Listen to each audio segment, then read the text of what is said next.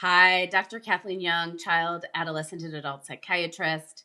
I want to follow up my last short really quick and add, when we're thinking about, um, when you might want to have an assessment for autism spectrum disorder for people who have less obvious presentations of autism spectrum disorder.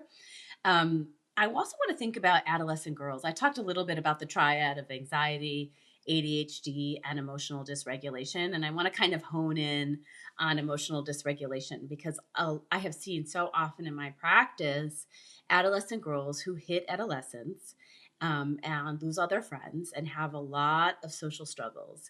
And adolescence can be really hard for people on the spectrum because it is a time when there's sort of less parallel interactions, more open-ended, nuanced interactions as developmentally their peers are hitting adolescence. And I think that girls in particular have a harder time because when girls get together, they just hang out and talk.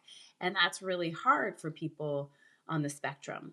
And so we see that these girls lose all their friends and they may have previously had friends, and parents will often say that, like, I don't know what happened, my daughter previously had friends. And I think there was probably a lot of scaffolding and plans made by parents that were happening, but there was also, probably more getting together over an activity and less just hanging out.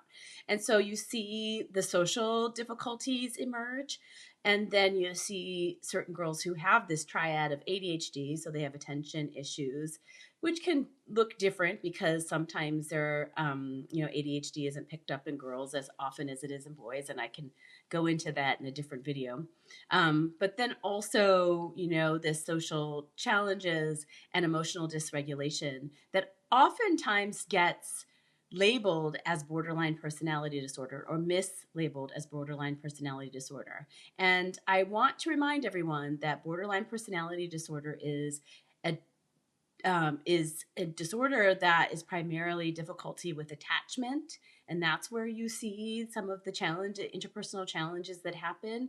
And I think that in autism spectrum, the emotional dysregulation comes from overexcitability and getting flooded by emotions. And so they get labeled as borderline personality and sent to DBT for treatment, which is actually a great treatment because it's very strategy focused. It's very sort of almost black and white in terms of, like, this is what you do in these situations. And so it's a useful treatment, but it's a misdiagnosis. So if this is you or your daughter, then have a low threshold